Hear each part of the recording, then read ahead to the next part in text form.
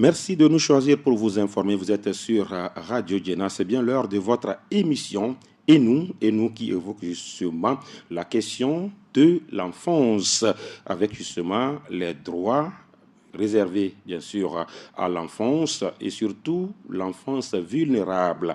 Pour ce mardi, nous recevons la Ligue togolaise pour la protection de l'enfance. On va évoquer justement les activités de cette ligue qui a déjà un an sur le terrain. On va en parler avec Madame Mededi Véronique, assistante sociale à la LTPE. Madame, bonjour. Bonjour, messieurs. Vous allez bien? Nous allons bien par la grâce de Dieu. Et la LTPE? La LTPE vous salue. D'accord. Alors, on va justement d'abord parler de ce qu'est pour vous la réalité de l'enfance vulnérable au Togo. Madame Véronique.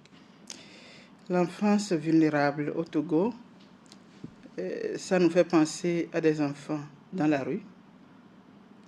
Ça nous fait penser à des enfants orphelins, des enfants qui voient leurs droits non réalisés.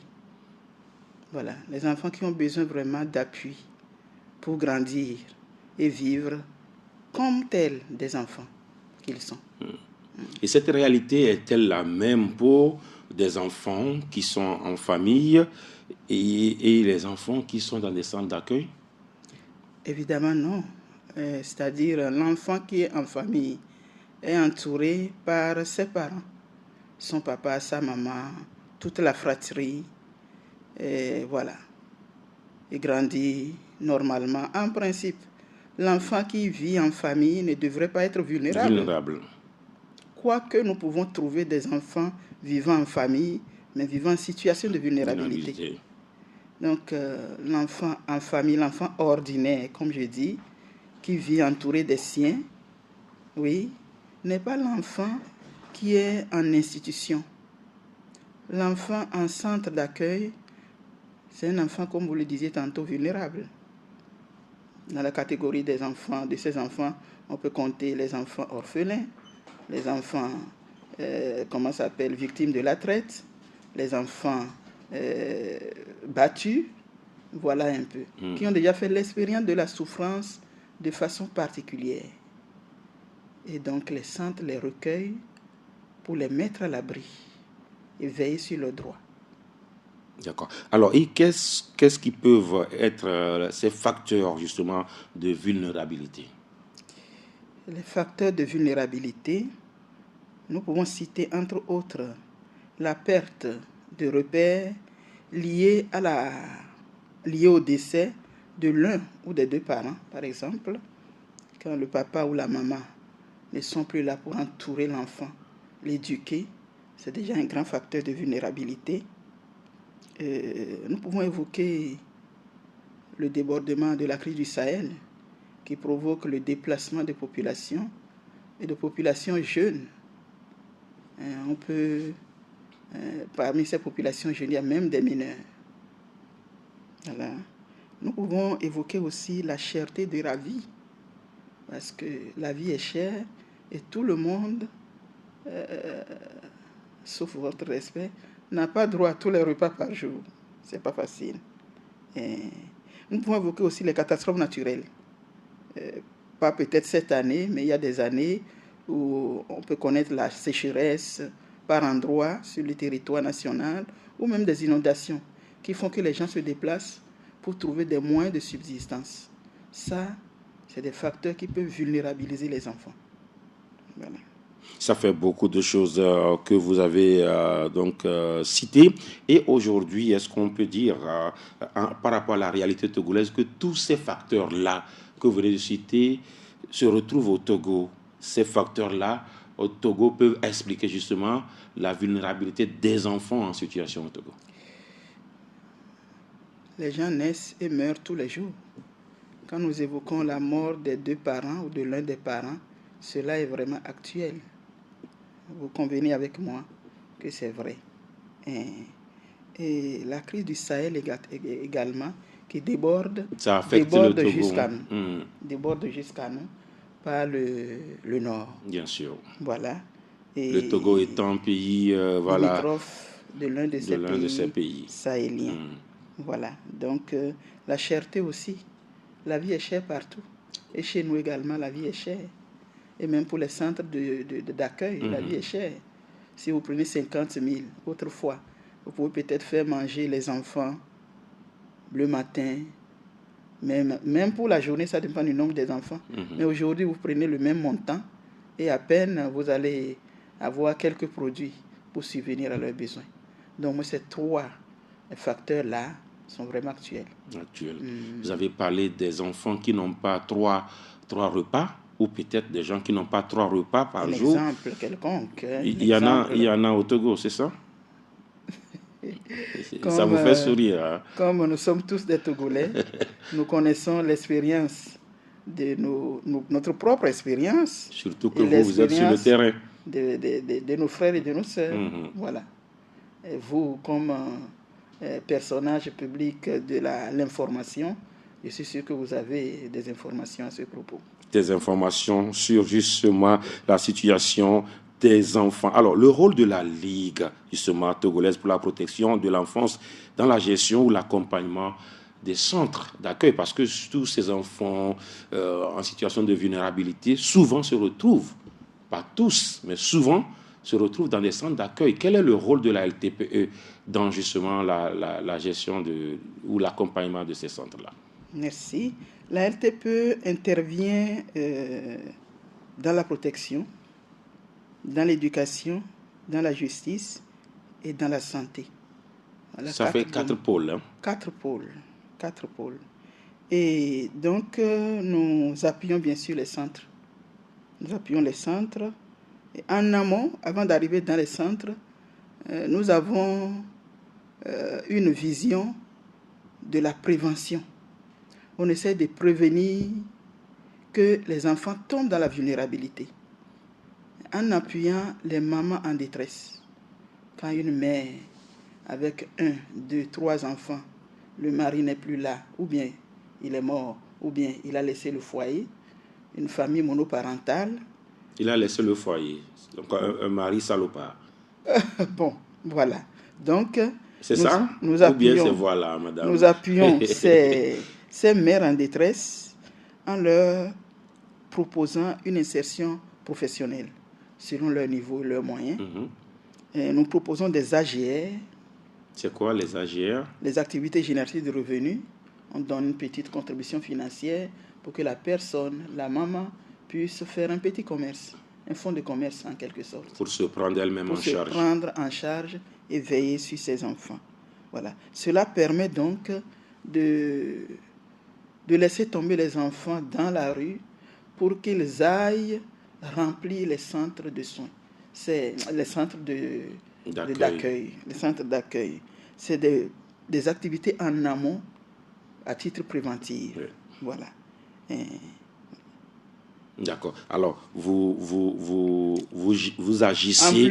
agissez dans la prévention. En plus, alors maintenant, en plus, les centres sont appuyés par la LTPE qui les dote de vivres et de non-vivres. Ça dépend des situations. Ça, c'est l'autre étape. Voilà. C'est-à-dire les enfants sont déjà vulnérables. Voilà, ils sont déjà dans le centre. Dans le centre. La LTPE donne des vivres et des non-vivres au centre. La LTPE donne des fournitures scolaires pour appuyer les enfants scolarisés. Et bref, elle appuie les centres selon les besoins des centres. Selon les besoins des centres, la LTPE apporte sa contribution, bien sûr, en tenant compte aussi des moyens qui sont à sa disposition. La plus belle femme ne peut donner que ce qu'elle a. D'accord. Alors, peut-être que vous l'avez dit plus haut, oui, mais de façon pointue, la création de la LTPE est partie de quel constat, Madame Mededji? La création de la LTPE est partie de 2 constats, 2 grands constats, si vous voulez. D'abord, la persistance de l'abandon des enfants. On remarque que les enfants sont abandonnés par leur maman. On les conduit dans les centres d'accueil. La délinquance juvénile. La délinquance juvénile, Il y en a beaucoup au Togo, la délinquance juvénile. Les délinquants juvéniles existent. Si vous voyez le nombre d'enfants dans les rues, vous pouvez imaginer que la rue n'est pas leur champ. Qu'est-ce qu'ils font pour vivre? Voilà. Les vols à l'arraché, tout ça, ça existe. On ne peut pas fermer les yeux non plus. On ne peut pas fermer les yeux, on ne peut pas généraliser non plus. Mais la délinquance juvénile existe. Donc, il y a le constat de l'abandon des enfants, voilà, le constat de la délinquance juvénile. Voilà, et le débordement des centres de privation de liberté. Les centres de privation de liberté, ce que nous appelons les prisons. Nous appelons les prisons. Voilà, il y a ça. Et puis, il y a aussi les difficultés auxquelles sont confrontés les centres d'accueil, que ce soit difficultés financières, difficultés techniques, difficultés matérielles et administratives. Voilà un peu les deux groupes de constats qui ont fait que la Ligue est née pour apporter sa contribution, pour soulager. D'accord. Alors, entre autres, vous avez parlé du débordement des centres de privation. Alors, les prisons sont trop pleines, c'est ça? Si vous dites débordement. Débordement, oui. D'accord. Alors, vous êtes né pour faire quoi? Pour apporter quelle solution à ce constat, madame? Les prisons sont trop pleines. Et la Ligue, oui, voilà, est née pour apporter quelle solution à ce problème? Nous sommes ici dans le cadre des enfants. Bien sûr. Nous sommes ici dans le cadre des enfants. Bien sûr. Et la Ligue intervient dans un pôle juridique. Nous avons évoqué la justice. Sur les 4 grands axes. Sur les 4 grands axes. Oui. Ça concerne le volet là que vous êtes en train de soulever. Nous travaillons avec le CAJ. Et vous agissez, voilà. Nous travaillons avec le CAJ pour accompagner. Le CAJ, ce sont les branches créées par l'État, c'est bien cela? Oui, le CAJ. Pour l'aider dans ses missions. Oui, le CAJ, c'est le Centre d'accès à la justice pour mineurs. Voilà, le CAJ, pour permettre donc aux enfants d'être pris en charge de façon appropriée. De façon appropriée. Et ensuite, après le séjour au CAJ, ils sont recueillis par une maison, un centre que la LTPE a construit, a prêté. C'est la Mayed, la maison d'accueil des enfants en difficulté. Et c'est en vue donc de leur réinsertion. Après le séjour à la Mayed, ces enfants seront confiés à des familles d'accueil qui vont en faire des enfants ordinaires qui vont reprendre pour certains le chemin de l'école. Déjà à la Mayed, ils sont scolarisés. Voilà. Donc dans ces familles d'accueil, ils vont reprendre le chemin de l'école, poursuivre le chemin de l'école. Ou bien apprendre un métier. Voilà ce que nous faisons pour désengorger justement ces centres voilà, que nous appelons souvent les prisons. Alors, après un an sur le terrain, madame, il se dit que vous avez fait beaucoup de choses. Est-ce qu'on peut revenir un peu sur vos actions? Je veux parler de la LTPE.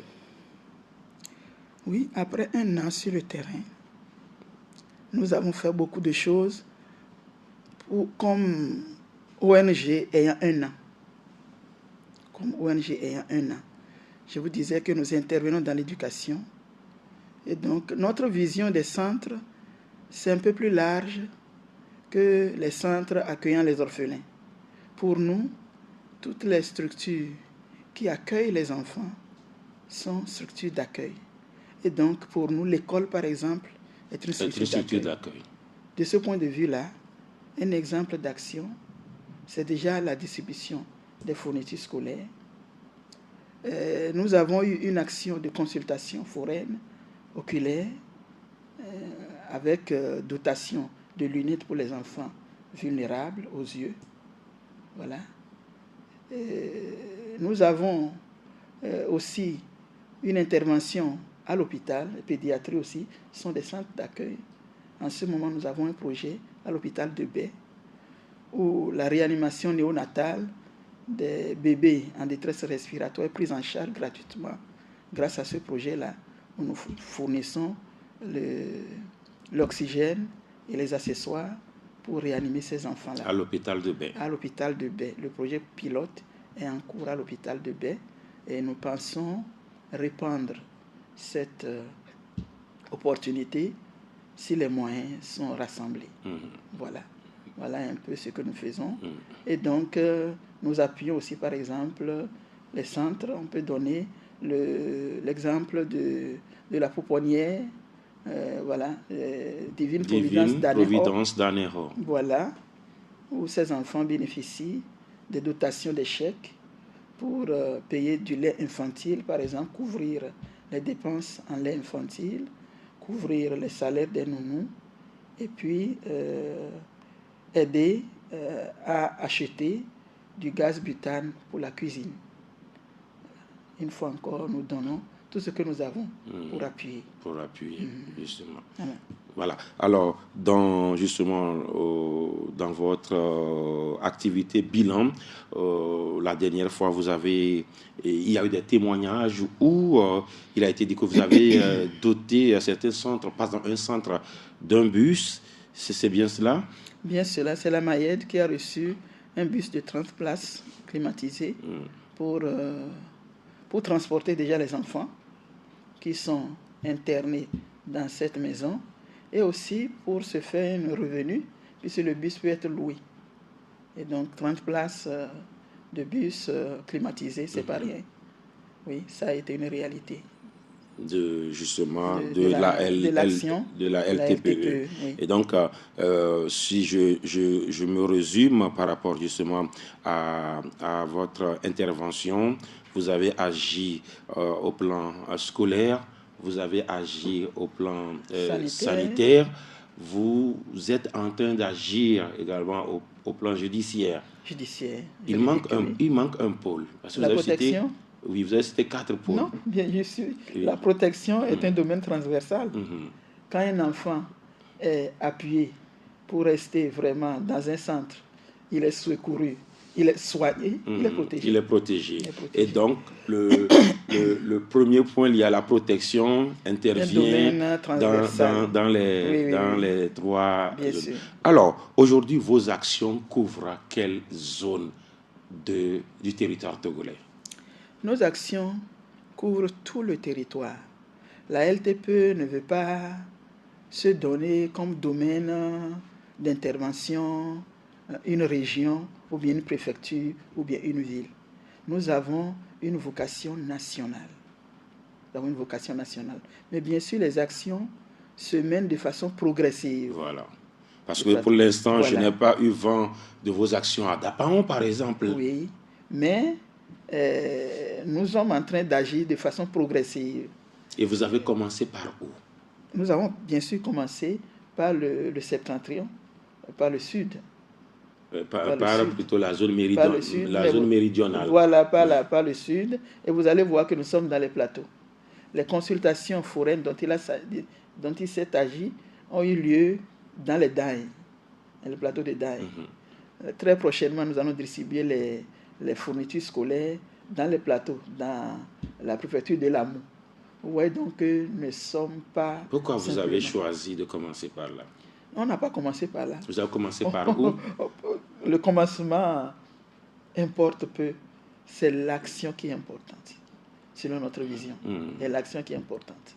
Nous ne prenons pas la peine de dire on commence par ici et pourquoi on commence par ici. Mais pour nous, partout il y a besoin, nous y allons.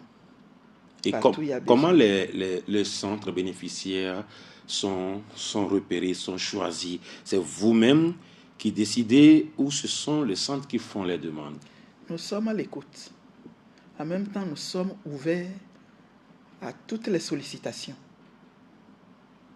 En ce moment, nous recevons pas mal de personnes qui arrivent, qui ont vu, par exemple, sur les réseaux sociaux, les activités et qui viennent demander secours. C'est un peu comme ça, parfois, que ça arrive.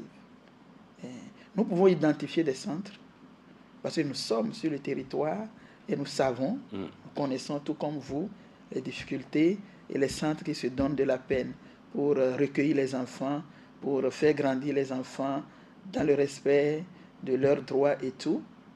Et donc, l'un dans l'autre, ça peut être nous qui identifions, ça peut être aussi les centres qui viennent à nous, les centres qui viennent à nous. C'est comme ça que ça se passe. Si vous nous rejoignez, vous êtes sur Radio Djena. Nous échangeons avec Madame Mededi Véronique. Elle est assistante sociale à la Ligue togolaise pour la protection de l'enfance. On évoque justement les activités de cette organisation non gouvernementale et qui a déjà un an sur le terrain. Vous êtes satisfait de de ce que vous avez pu faire après un an? Après un an, nous avons travaillé. La LTPE a fait ses preuves. Et nous sommes vraiment heureux de ce que nous avons vu réalisé par la LTPE. Vous avez dansé, vous vous êtes apprécié ou comment, madame? Danser, s'apprécier, jeu de mots. C'est pour dire que nous ne sommes pas tristes du tout de notre contribution. Quand vous dansez bien, vous savez. Et c'est pour dire, bien sûr, et c'est pour dire aussi que nous allons poursuivre la lutte. Nous allons poursuivre notre action pour aller de l'avant. Parce que nous voyons que ça soulage réellement les enfants en situation de vulnérabilité. Et justement, quels sont les enjeux, quels sont ces défis-là que vous rencontrez dans justement vos projets, dans l'exercice de vos activités, si je peux le dire ainsi? Merci. Au titre des enjeux, on pourrait citer la coordination de tous les acteurs qui interviennent dans la protection. La coordination, la LTPE n'est pas seule sur le terrain. Voilà. Vous êtes avec d'autres organisations qui ont les mêmes prérogatives que vous. D'autres acteurs, et à notre tête, un ministère leader. Donc la coordination de tous les acteurs qui interviennent dans la protection, c'est important. Un autre défi, c'est la mobilisation des ressources pour pérenniser les actions. Alors, avant d'aller là, quand vous dites que c'est un défi, c'est-à-dire la coordination, c'est un défi, est-ce que vous avez l'idée ou bien vous avez l'impression de voir peut-être qu'il y a des structures qui, en réalité, luttent pour la même cause, mais ne pédalent pas dans la même direction?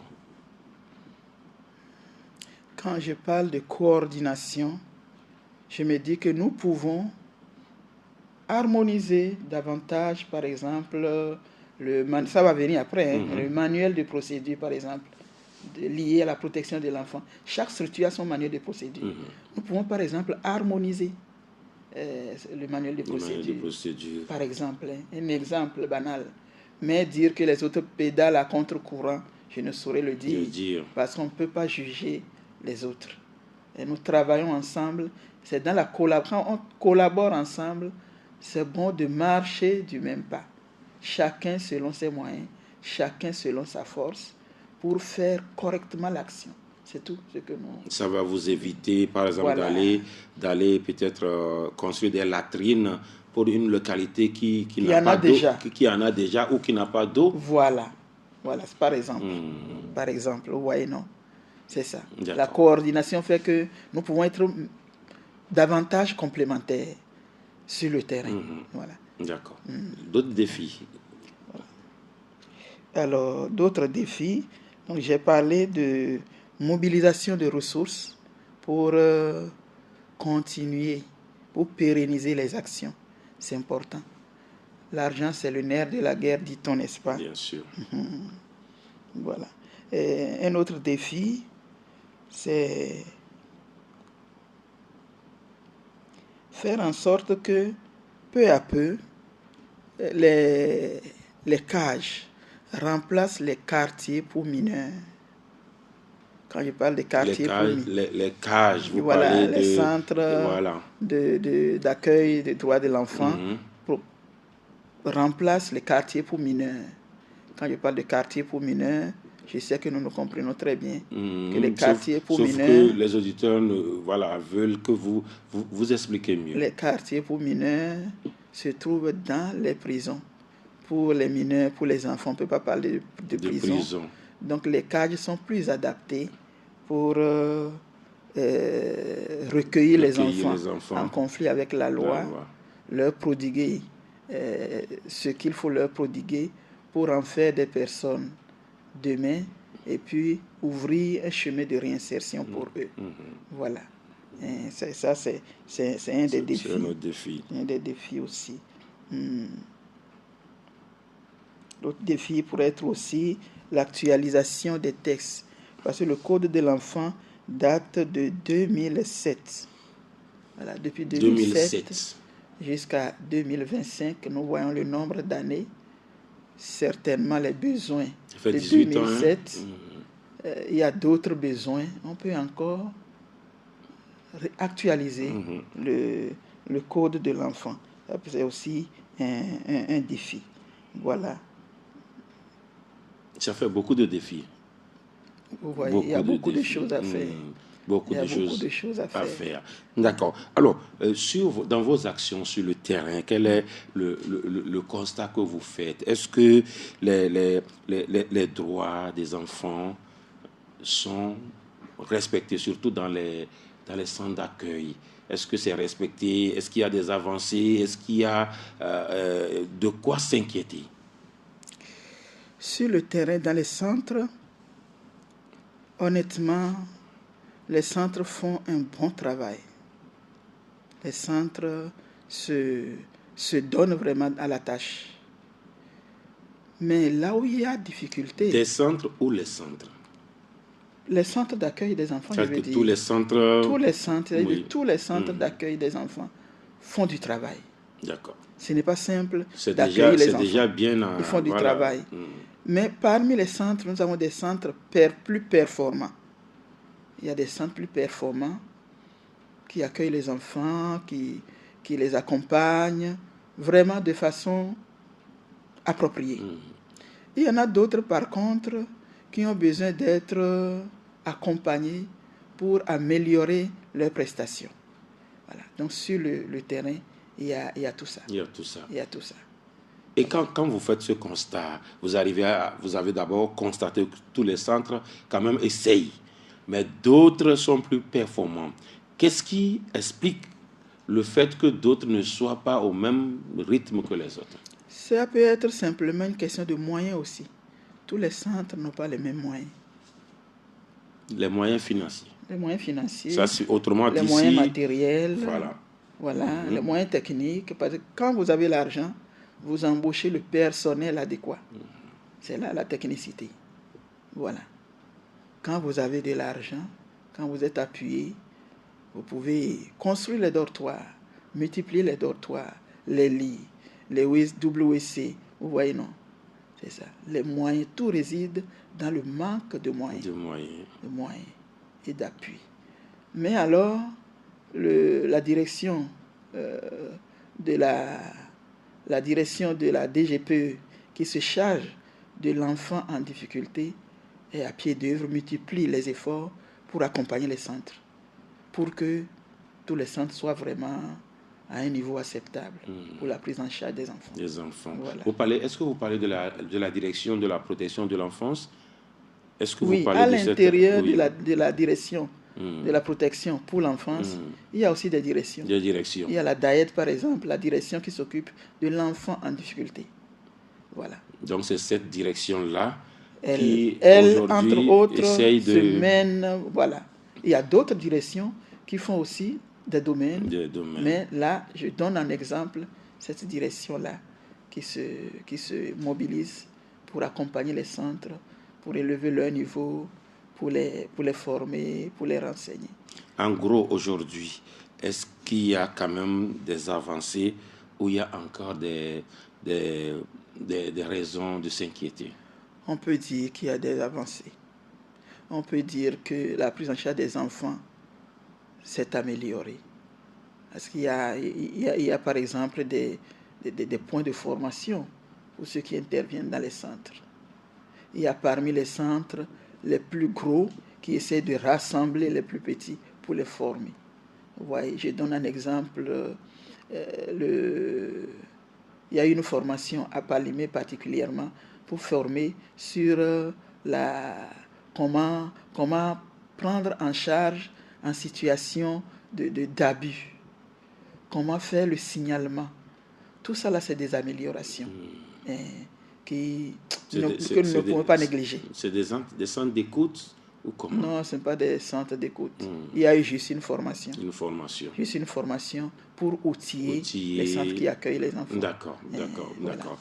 Toujours à l'écoute de Radio Djena, nous échangeons avec Madame Mededji Véronique. Elle est assistante sociale à la Ligue togolaise pour la protection de l'enfance. Alors, aujourd'hui, vous êtes sur le terrain, vous avez déjà un an vous l'avez dit, on dit trop de viande n'a jamais gâté la sauce, n'est-ce pas, madame? Oui.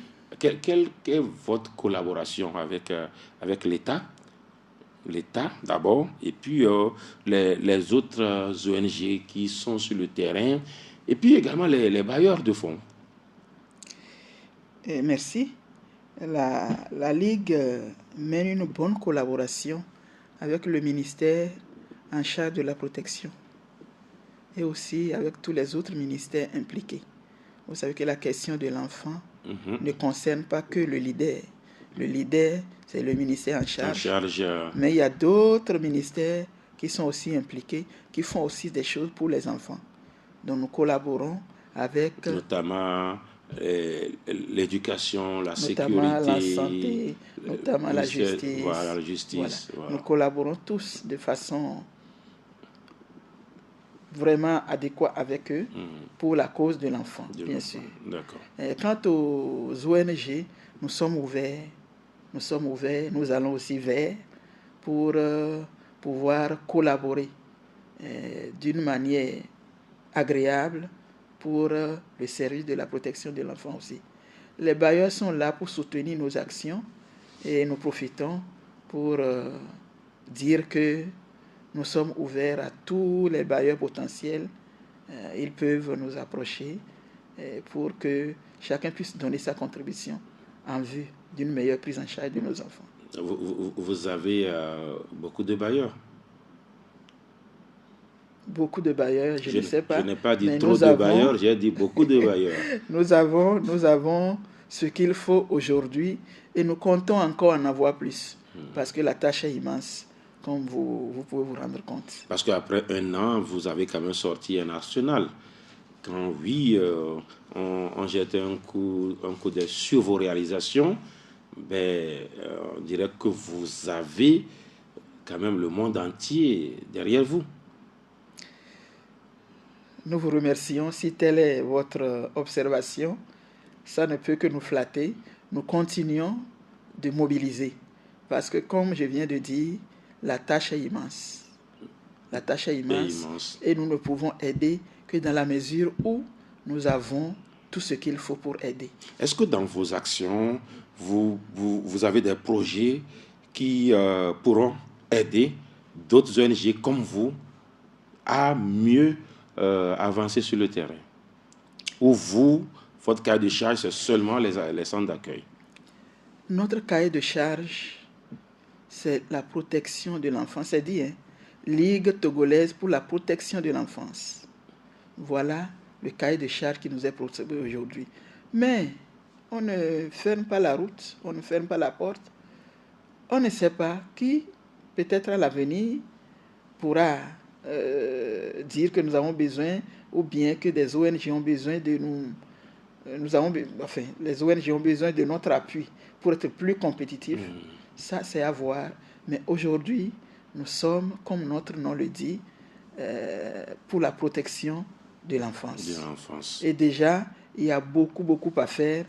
Je ne pense pas qu'il faille encore inventer la tâche, alors que la tâche est déjà là. D'accord. Alors, quelles sont les limites actuelles du système de protection de l'enfance au Togo, lorsqu'on parle, par exemple, des ressources humaines, sur le plan financier, sur le plan juridique? Quelles sont vos difficultés, vos limites sur le terrain? Et je peux dire que l'État fait beaucoup d'efforts par son service technique, le ministère, pour aider les enfants, pour la réinsertion des enfants, pour l'accompagnement des enfants. Mais les besoins sont bien plus grands que ce qui est disponible. Du point de vue financier, technique, matériel, les besoins sont immensément plus grands. Donc, la tâche reste immense. C'est pourquoi nous en appelons à la conscience collective, pour que tous les acteurs puissent donner leur contribution. Et du point de vue juridique, nous le disions déjà, que l'actualisation des tests est un apport pour nous. Et il faudrait également que le CAJ, Centre d'accueil, d'accès aux droits et à la justice pour enfants. Oui. Justice pour enfants. Justice pour enfants. Il n'y en a pas pour l'instant. Non, justice pour enfants, il y en a bien sûr. Maintenant, vous demandez mais c'est quoi? Le centre. Ce que nous demandons, comme je l'ai dit tantôt, c'est que ces centres-là remplacent les quartiers pour mineurs. Vous œuvrez à la disparition des quartiers pour mineurs. Voilà. Remplace pour mineurs. Il faudra aussi créer une existence juridique pour les familles d'accueil. Ce que nous connaissons, autrement dit, les familles d'adoption. Les familles d'adoption existent. Vous allez, vous faites les démarches, vous adoptez un enfant, vous lui donnez votre nom. Voilà, c'est bien organisé et c'est reconnu par la protection de l'enfance. Mais les familles d'accueil, c'est une expérience que nous devons poursuivre parce qu'à notre niveau, il y a déjà un projet qui les identifie, qui les forme en vue d'accueillir nos enfants qui sont à la Mayette et d'autres enfants qui seront en nécessité. Et les familles d'accueil ont besoin d'une existence juridique. Quand on parle de famille d'accueil, c'est-à-dire il y a une famille qui est là, la femme, le mari et peut-être leurs enfants. Oui. Et maintenant, il y a un garçon ou une jeune fille qui est prise en charge par cette famille-là. Bien sûr, voilà. Et maintenant, vous demandez une formation adaptée à cette famille-là pour cet enfant, c'est ça? Non, les familles d'accueil identifiées, déjà, tout le monde ne veut pas être famille d'accueil non plus. Voilà, vous voyez que vous avez votre famille, vous ne voulez pas prendre un enfant en difficulté en réinsertion. Forcément, si vous n'avez pas ce grand cœur pour le faire. Oui. Voilà. Donc, quand on les identifie, on les forme. N'est pas famille d'accueil qui veut. Et vous les formez en quoi? Mais on les forme de tout point de vue. De tout point de vue. C'est-à-dire, autrement dit, un enfant en difficulté... ne de viol bon, ne mouni viol les keyola non on est alors moi je veux mieux comprendre en fait. On les forme à recevoir, à mieux recevoir la situation ou les problématiques d'un enfant vulnérable. Un enfant vulnérable peut avoir des réactions différentes. Voilà, différentes. Voilà. Les familles d'accueil ont besoin d'être appuyées pour dire cet enfant que je reçois, garçon ou fille, voilà à peu près comment il peut réagir. Voilà à peu près qu'est-ce qui l'a fait souffrir. Voilà comment moi je peux arriver à l'accepter, à lui permettre de se sentir aimé. Vous voyez, non? Voilà. Tout ça, c'est formation, même au niveau psychologique, au niveau social. Voilà. Au niveau juridique, on a besoin que ces familles d'accueil soient reconnues. Parce que ça d'abord va être identifier, il faut les identifier, les former. Nous sommes déjà en cours. Et puis que la loi les reconnaisse pour dire que c'est une structure qui pourra aider à l'accueil des enfants en difficulté sur le chemin de leur réinsertion. C'est important de souligner cela. Vous avez parlé des efforts que l'État fait déjà sur le terrain. Alors vous, en tant qu'ONG, en tant que structure, entre guillemets, experte dans justement la protection de l'enfance, qu'est-ce que vous recommandez à l'État par rapport aux réformes, par rapport justement à ce qu'il faut encore faire pour améliorer justement ce que les ONG font pour la protection de l'enfance? Cette question, nous l'avons déjà touchée d'une manière ou d'une autre, selon tout ce que nous avons dit jusqu'à maintenant. La reconnaissance légale des familles d'accueil, c'est une réforme, c'est quelque chose que nous souhaitons que ça puisse se réaliser. Vous voyez. Et nous disons aussi que au niveau des tests, les réactualiser. Voilà, autant de choses. C'est ça qu'il y a des points vétustes, c'est ça? Oui, pourquoi pas. 18 ans après, la vie marche, la vie évolue, les besoins évoluent. On peut réactualiser. On peut réactualiser, par exemple, le code de l'enfant. On peut réactualiser. Voilà, donc, mais il y a des tests aussi qui sont pris, mais qui ne sont pas mis en exécution.